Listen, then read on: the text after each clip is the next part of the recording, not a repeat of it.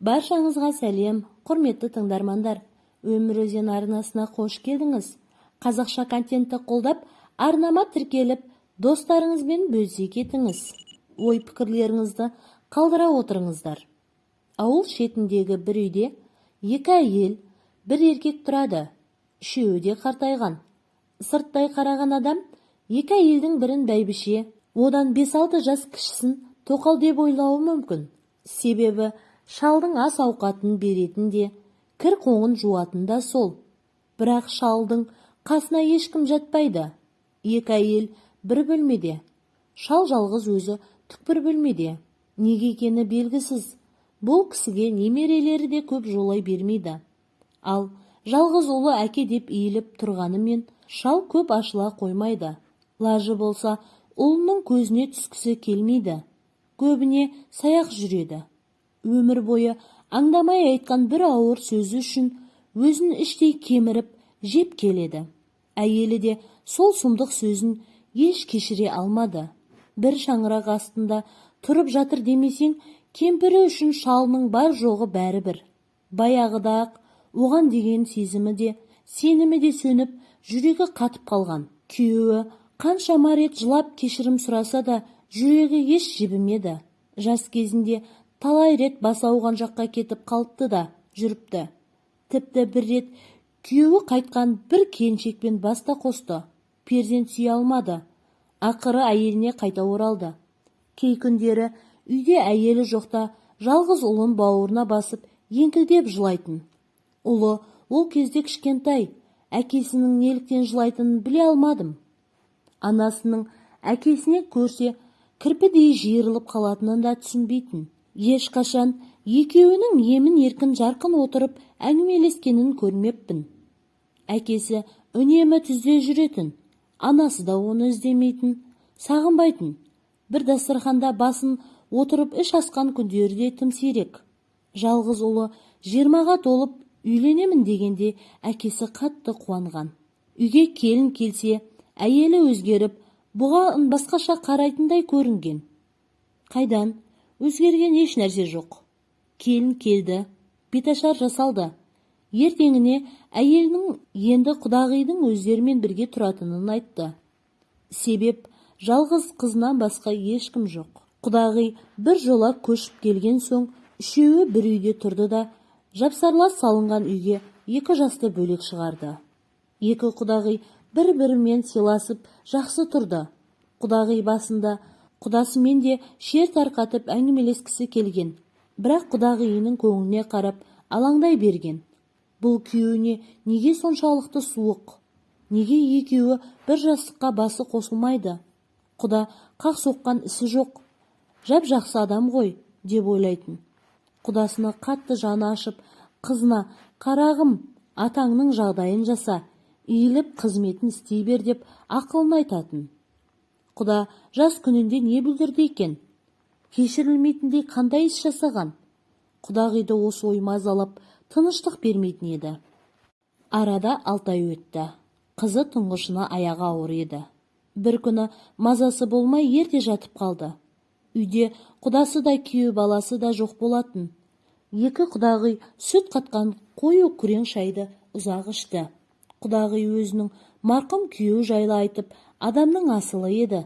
Әттең, тым ерте кетті. Ол тірі болғанда ұлда туар едім ғой. Осы үйге амалымның жоғынан келген жоқпын ба?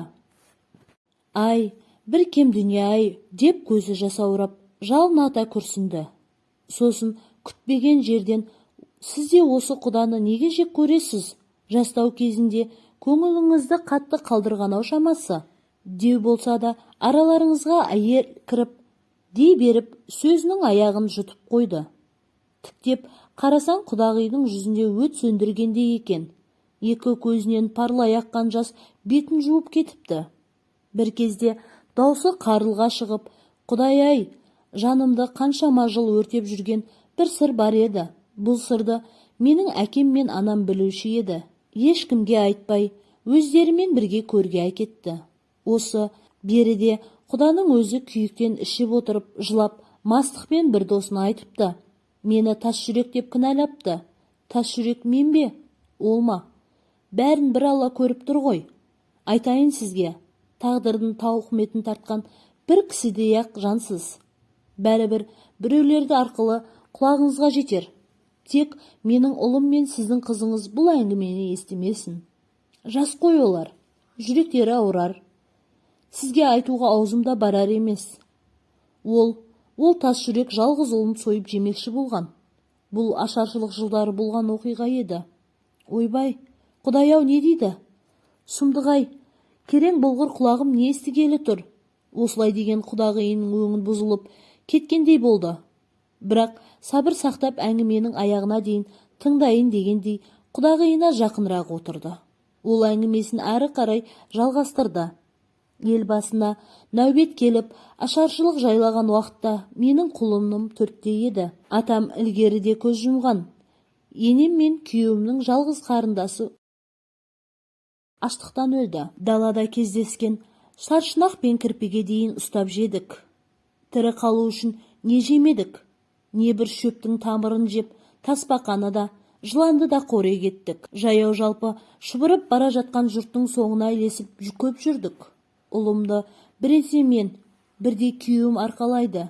Не тапсақ та әуелі кішкентайымның аузына саламын. Өзім өлсем де аштықтан оны аман алып қалсам деймін. Бірде құлыным қатты ұшынып қауырды. Жүріп тұруға шамасы болмай, аппақ құдай болып жатып қалды. Түннің бір уағына дейін сандырақтап ұйықтай алмайды. Апа деп әлсіз қолдарымен кеудемді тырмалай береді. Бір кезде шаршап мен де, ұлым да талақсып ұйықтап кетіппіз. Таң ата түс көріппін. Түсімде боз айғырға мінген әкем кіріпті. Орнынан тұр да балаңды ұшықта, тәуір болады. Кері қайтыңдар, тауға қарай мені іздеп табыңдар деді. Таң енді атып келеді екен. Ұлымды ұшықтау керек деп қайталай бердім. Әбден қалжырап қалғандықы ме санама қалай, немен ұшықтау керегі келер емес.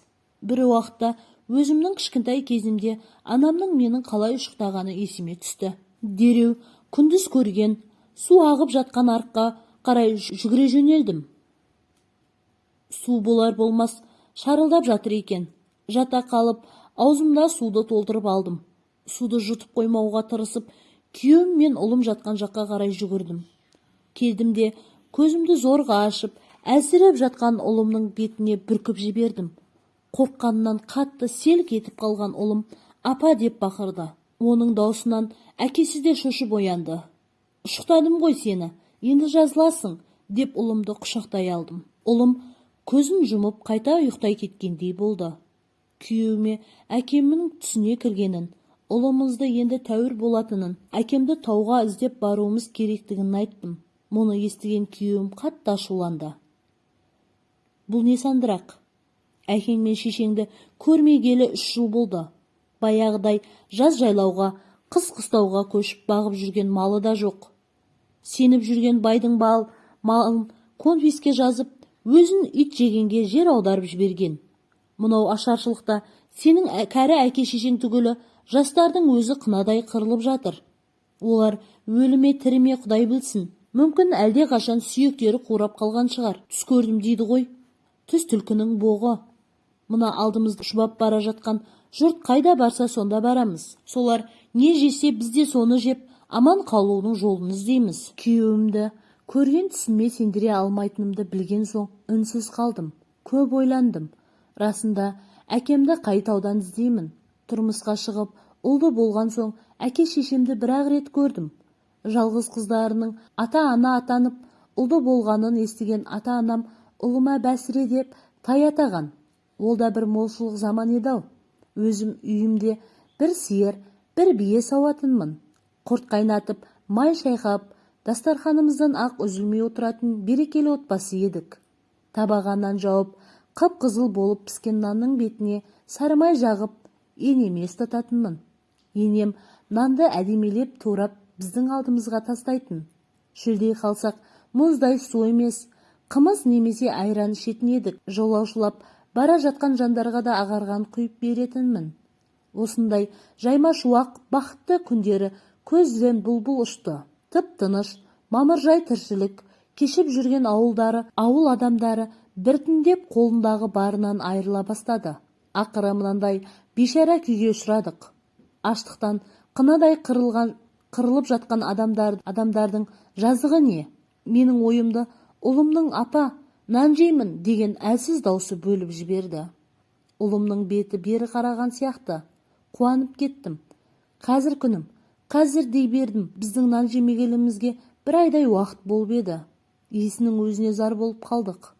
Қанша аштық қысса да әлі керек болып қалар деп орамалымның ұшына түйіп, ешкімге көрсетпей мойныма іштен асып алған бір уыс бидай бар еді. Содан титтей алып ұлымның аузына салдым. Ұлым кешегідей емес, басын көтеріп отыруға жарап қалғандай. Аузына салған бидайды сорып жатып, «Апа, ауылға қайтайықшы» деді. Оның бұл сөзін естіп, еріксіз жылай бердім.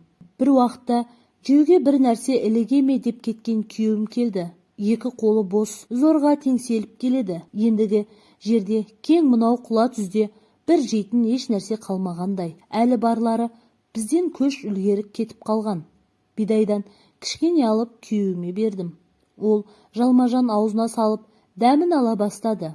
Бір уыс бидай біздің ең соңғы азығымыз еді. Қос бидай мен қос уыс талқанды енем екеуміз күміс сақина білезігімізді беріп алған едік. Бір уыс бидайды мен талқанды енем алып, қайнысіңімді ертіп нағашысының ауылына жағалап кетіп еді. Кейіннен олардың қайтыс болып кеткенін естідік. Бұл хабарды естігенде әбден жыладым. Дәл бүгін бір тоқтамға келе алмасақ, бізге де ажал жақын қалғандай еді. Әкең тірі, іздеңдер, әйтпесе аштан өлесіңдер, дейді ішкі бір дауыс. Сол сәт ұлыма қарасам, орнымнан тұруға талпынып жатыр екен. Бойы серігіп, жазылып қалыпты. Алыстан мұнарып тұрған тауға қарадым. Одан басқа маңында тау жоқ. Әкем сол тауда.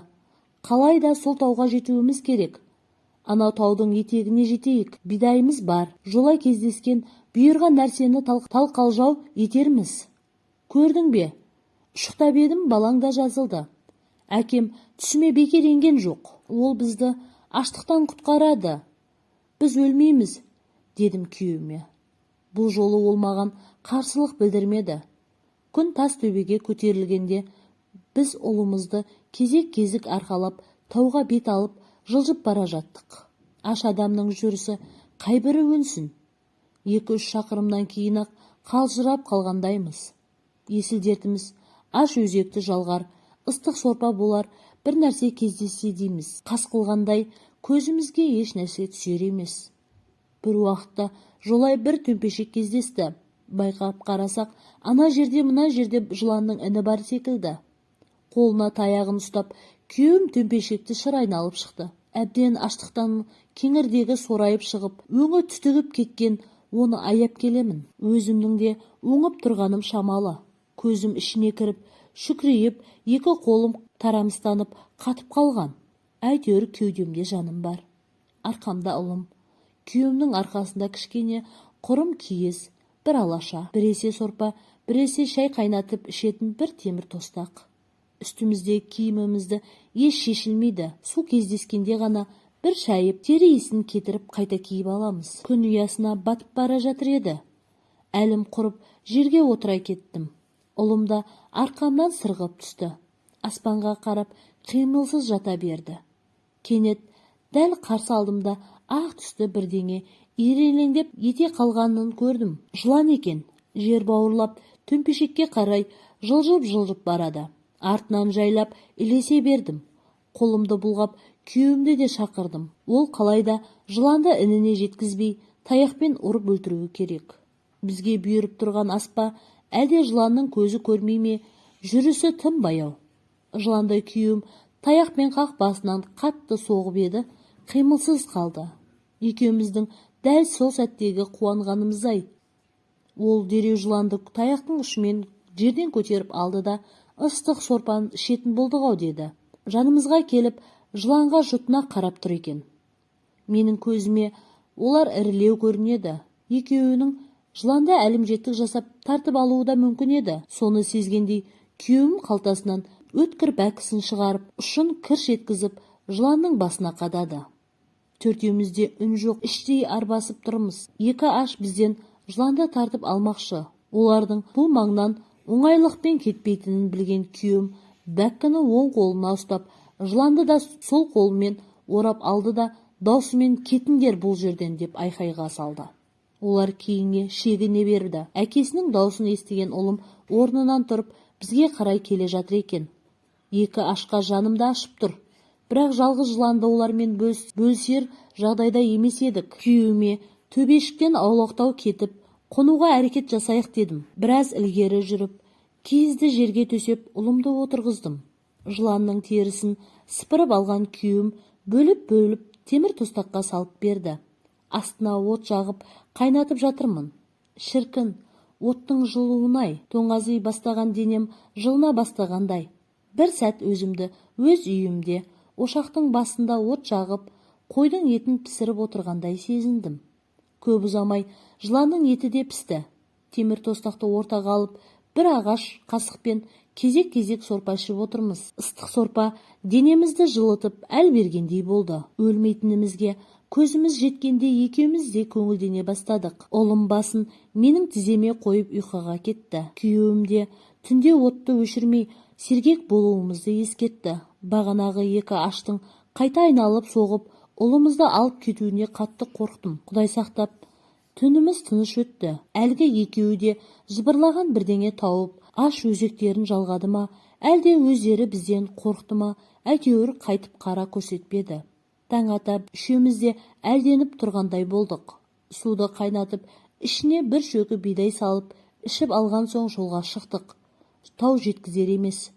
Күн шыжыған ыстық. Түске таман тағы да әліміз құрды.